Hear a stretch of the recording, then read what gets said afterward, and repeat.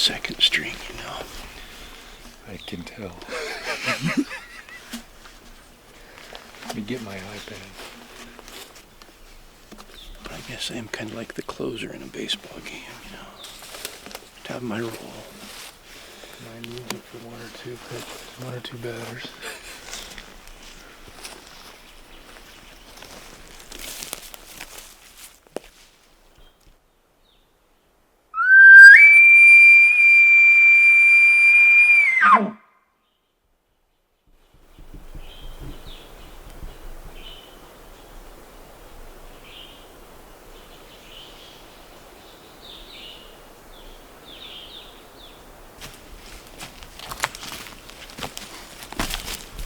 We're having no problems getting people to answer us. You guys rode down low too. I'm surprised he can hear us. We can get there. He answered me. I mean, technically that was an answer. I think he was just bored. Hey, if somebody swings at a bad pitch, it still counts as a strike for the pitcher. That was more of a walk, an intentional walk. And he tripped and got injured on the way to first base. He swung just to keep his bat alive. Hey, I'm going to make you throw 5 pitches. on the stat sheet, it still shows as a strike pitched. Yeah, you're right, man. He's not far off that knob. He's right on that main ridge that comes down somewhere. He's right there. Yeah, we can get to that point. Right there. And if the wind's coming this way, we can just come down when we get him. We can just drop down with him there and keep it good. That's doable. Just go kill him. Yeah. Enough messing around.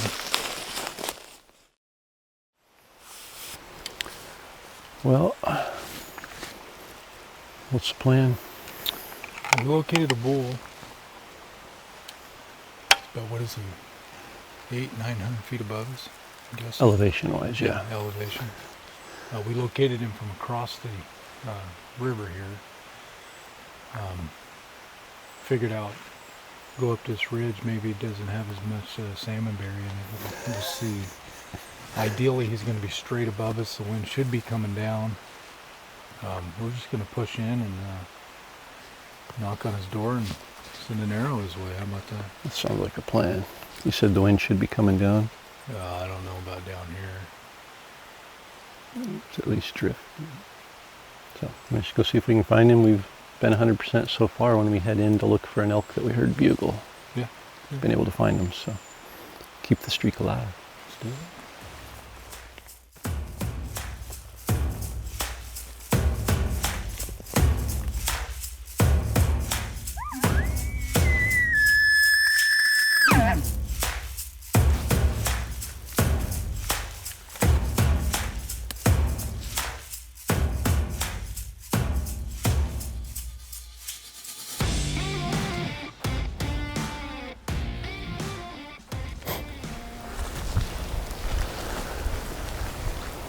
We've been hiking for a couple hours. Had a cow and a calf kind of pin us down there for a bit. We just got up here to the flat. Bull's answered us over a couple ridges. He's still a little ways away, but close enough to hear. He answered both of our bugles, so it's game on again. Game of cat and mouse.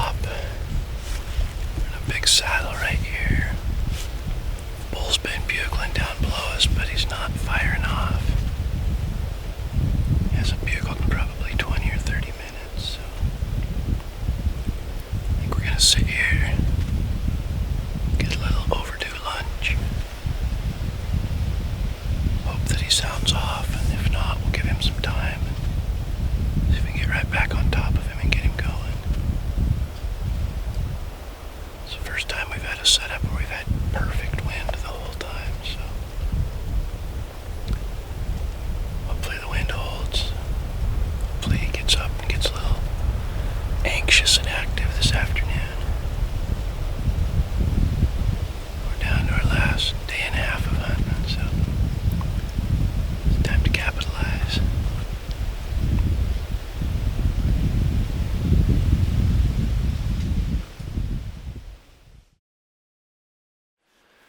Today I want to talk about Shannon's method for locating elk, and I think we're going to talk a lot more about rubs, I think, as we get into this. But one of the things for us, when we get out, we usually cow call a couple times. If nothing responds to the cow call, we'll throw out a location bugle, just a couple notes there.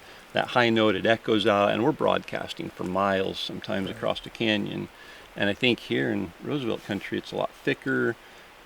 The bugles don't carry as far, and you're really just trying to get that response. And one thing that I noticed, at least in the first few days here, these things are tight-lipped. They are. You got to really pry to get them to say, okay, I'm right here. You got to almost like shock gobbling. It is. Turkey, right? Yep. So that's why being loud and direct and, just scaring them a little bit and getting their attention is how I get try to get the response. Yep. And I don't know if we've gotten a response on our first bugle yet. I'd say it's pretty rare that it happens. When it does, that bull is red hot. Go straight to him. That's what I'm trying to get. Yeah. Most time it's 30 seconds to a minute after my second or third bugle. Yeah. And that third bugle, so your sequence, go ahead and share your... Yeah, so I approach a canyon, a draw, or wherever I'm going to throw out a location bugle, and the first one is just a loud scream, There's nothing fancy about it all. I just get their attention, and I've watched elk when I'm doing this, feeding and doing and whatnot, and that first one just gets their attention, throw their head back, stop what they're doing, get their ears focused on my direction. And the second one, I throw a bark at them, then I scream, and then I chuckle. And I'd say when I get answers, more often than not, it's off after that second, bark chuckle, or that bark bugle chuckle I do. And then after bugle chuckle, that's a bark bugle chuckle. Is that a patented string of calls? That's Shannon's bark bugle chuckle. Bark bugle chuckle. Don't forget that one if you're hunting Roosevelt Elk, because it works. It's usually the one that, and I think you're absolutely right. That bark catches their attention, and it's saying, "I'm trying to get a response here. Right. Respond to me." Guys, and normal. it exactly. works. So, but it's been amazing, because for us, I'll sometimes bugle twice, location bugle twice, and if I don't have a response, I'm gone, because I'm looking for, like you, that one that's fired up. But we can usually find one that's fired up here. We got to pry bugles out of these bulls. Yeah, for sure. So, I'll wait 30 seconds to a minute after my second bugle, and if I think elk can hear me, and hunting the same area from year to year, you kind of know where the elk should be. So when I'm convinced there's elk in there and elk can hear me, I'll do that third bugle because I want it to happen, right? Yep. So, and then sometimes it works. And my third bugle, I just do a long, drawn-out location bugle. That thing. And it, that reaches probably farther than my other two. So I'm just kind of reaching for this guy with that last one. But more often than not, the second one gets it done. And I think one of the things that I didn't, at least in previous experiences, it seemed like you had to be within 200 or 300 yards of the bull to get a response. We've been getting responses from a mile away across the canyon. So it's just a matter of, like you said, knowing an elk's there. And there was that one time that we stopped and bugled and bugled and bugled and bugled and nothing. And you're like, I know he's in there. Yeah. And after 4 or 5 more minutes, he finally chuckled down there. You're like, I told you, I knew he was there. And so it's just knowing the elk are there, and once you know they're there, you got to sometimes pry it out of them. Yeah. So, awesome stuff. Well, that's today's strategy for success, and again, it's sponsored by the Rocky Mountain Elk Foundation, and I think Shannon's got a lot more strategies for success that we're going to hope to tap into here.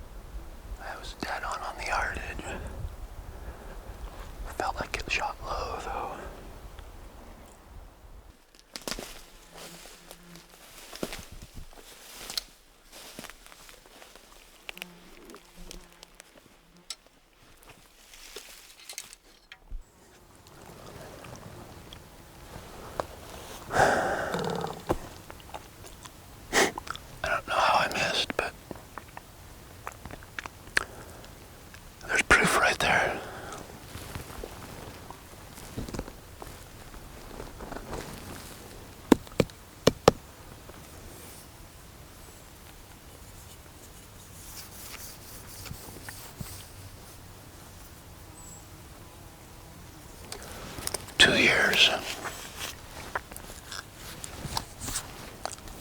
Last year I missed a nice bull.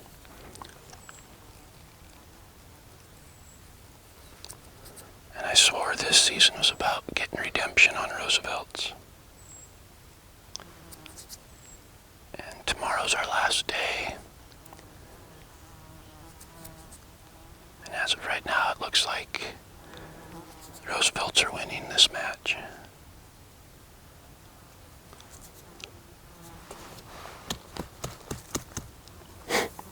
Chip shot 32 yards out of the window.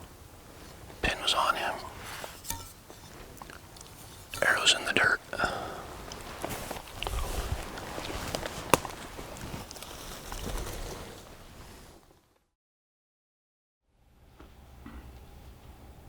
I've sat here before. Yes, you have.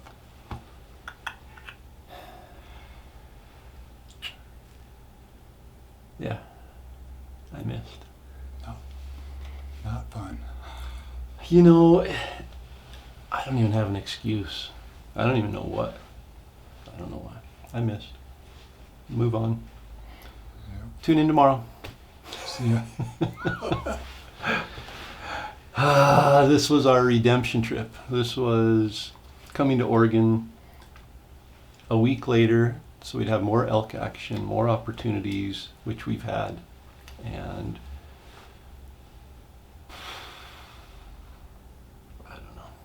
The bull was quiet. He was bedded right below us the whole time while we were taking our little rest up there in the saddle. And he never did let out a noise. We just were literally going off of the pin we'd put on X of where we thought he had last bugled. And walking down the hill, and we stopped, and we're just standing there looking around. Shannon was 10 yards behind, and he bugled. And as soon as he bugled, I just caught movement and looked down like there's something down here. Thought it was a deer. Saw an antler move, thought it was a buck, and then realized it's a bull elk, and he's 40 yards down the hill from us. And I don't know how long we were there for 10 minutes. That bull slowly would take one step and stop for a minute, and then take 2 or 3 steps, and then he walked through the opening and turned around and walked back out of it. And I literally had one window, and it was open. There was no limbs, there was nothing. And I had a couple other opportunities where I could have shot, but there were limbs, and just after the experience I had last year, I'm like, it's got to be an open lane. So I waited for the open lane. I ranged down there probably 6 times, and it was steep. It was literally steep. In the video I said it was 32 yards. I remember it being 37 was what the rangefinder said, but the true distance was like 49 yards. And that's the only thing I can think of is just if I dropped my arm, it wasn't actually a 32 or a 37 yard shot. That's what the pin I held on, but that arrow had to travel close to 50 yards, and I don't know. I drew back 3 times, I think, and let down, drew back, let down. I was calm. I don't even have an excuse for you. I missed. And it hurts. A nice 6-point Roosevelt bull. Yeah. That was my chance again. I blew a chance last year. I blew a chance this year. It's never fun. No. But there you go. Yeah. Comment below. Have you ever missed? Do you have any action today? Oh, we did not get into anything today. There were bugles. Were they hunters? We're not sure. They were far enough away you never got to confirm that? They were confirmed audible bugles. Right. Well, tomorrow is our last day in Oregon.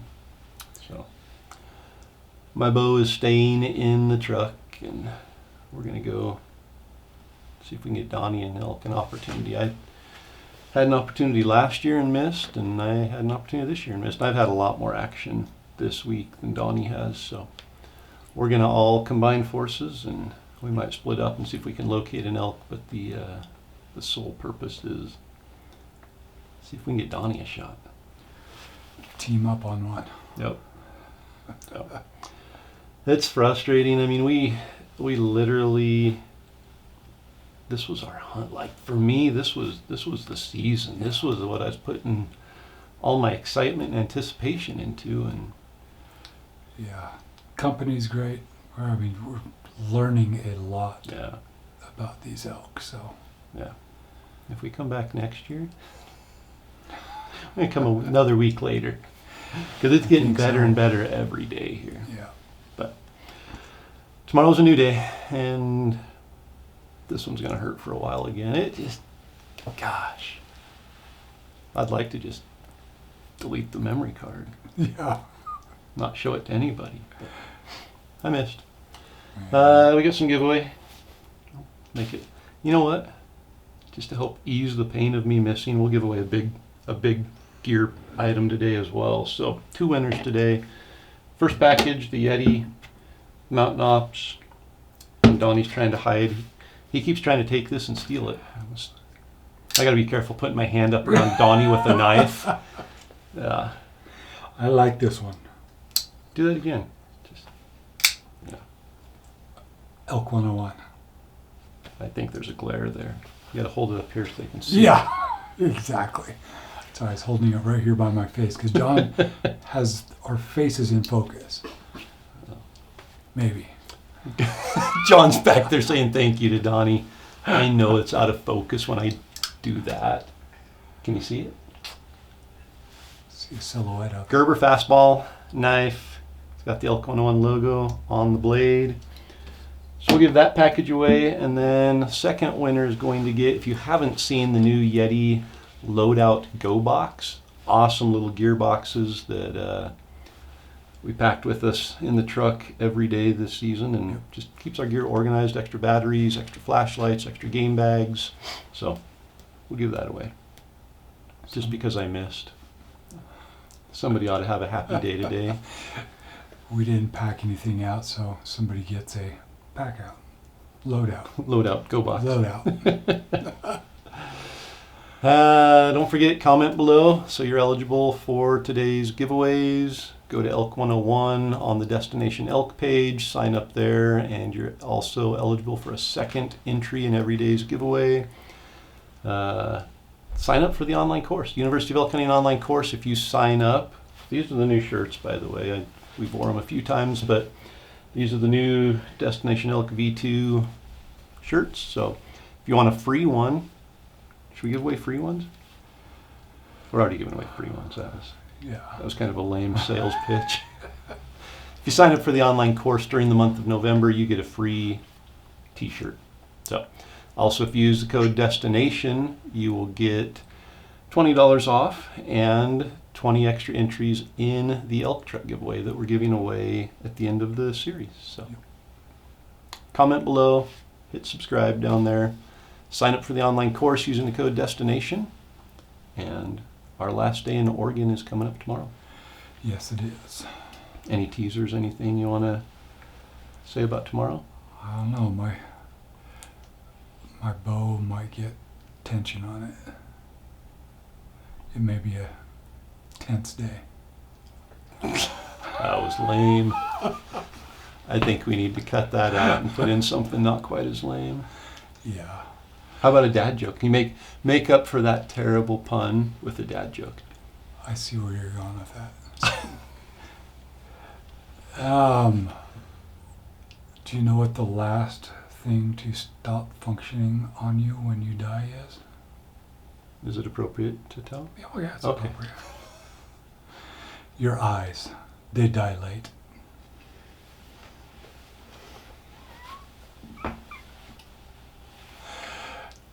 We're getting better. I got to give Donnie credit. Luckily, John's not holding the camera because it would be very shaky footage.